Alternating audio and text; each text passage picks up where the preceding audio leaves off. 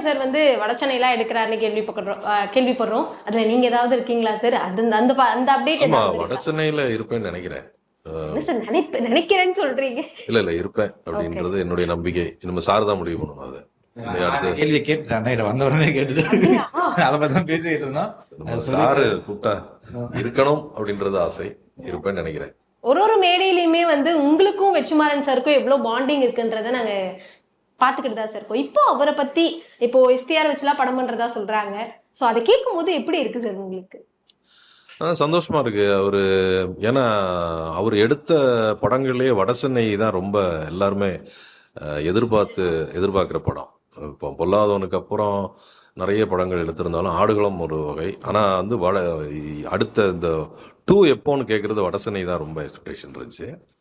அதனால அவர் இப்போ அது தள்ளிகிட்டே போச்சா. ஸோ இது இப்போ சடனாக அனௌன்ஸ் பண்ணது ரொம்ப ஹாப்பியாக இருந்துச்சு. எப்போ அதிரடி முடிவு எடுப்பாங்கன்னு தெரியாதுல்ல அது. அதனால அது ரொம்ப சந்தோஷமான விஷயம். பெருசாக வரும் அந்த படம் அது.